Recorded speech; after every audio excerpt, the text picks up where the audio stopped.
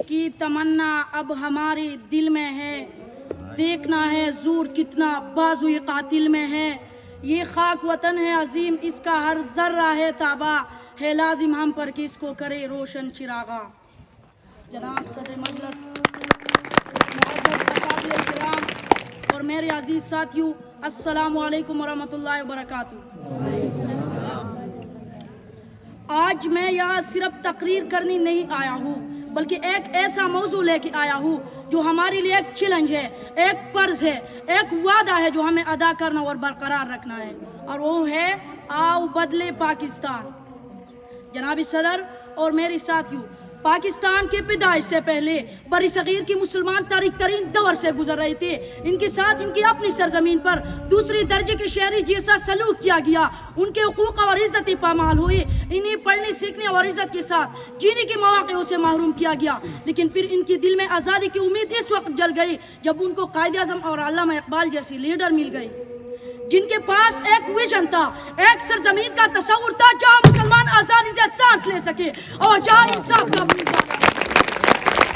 اس لیے وہ لڑے، لوگوں نے خون بہایا اور جانیں قربان کی۔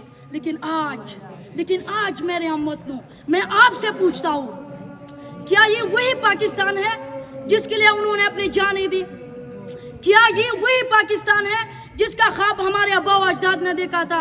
نہیں، یہ وہی پاکستان نہیں ہے، کیونکہ اگر آج آپ پاکستان کے حالات کو دیکھیں، کسی کو بے روزگاری کی وبا چاٹ گئی ہے، کوئی مہنگائی کی بوت کا ستایا ہوا ہے، کوئی حکومت سے نالا ہے، کوئی اداروں سے، کسی کو نظامی تعلیم پر سودہ لگتا ہے، نوجوانوں کی ذہن برباد ہو رہی ہے، نا انصافی عروج پر ہے۔ ہمارے لوگ جو کبھی ہوئے سیلیبریٹس تھے اب مایوسی کے بوجھ سے سر جھکائی چل رہی ہے۔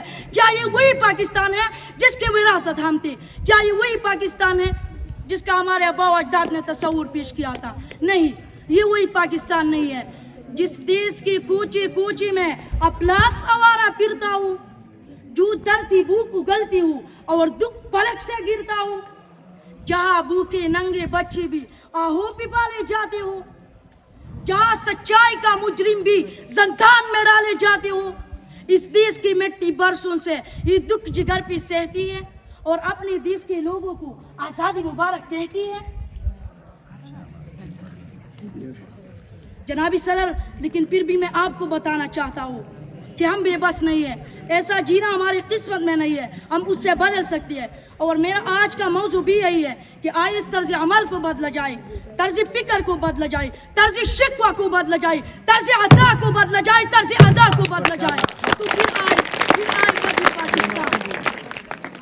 اقبال نے ایک دفعہ کہا تھا، نہیں ہے نا امید اقبال اپنی کشتی وراں سے، نہیں ہے نا امید اقبال اپنی کشتی وراں سے، ذرا نم ہوں تو یہ مٹی بہت زرخیز ہے ساقی۔ اور اقبال نے یہ بھی کہا تھا، اپرادھ کی ہاتھوں میں ہے اقوام کی تقدیر، اپرادھ کی ہاتھوں میں ہے اقوام کی تقدیر، ہر پرد ہے ملت کی مقدر کا ستارہ۔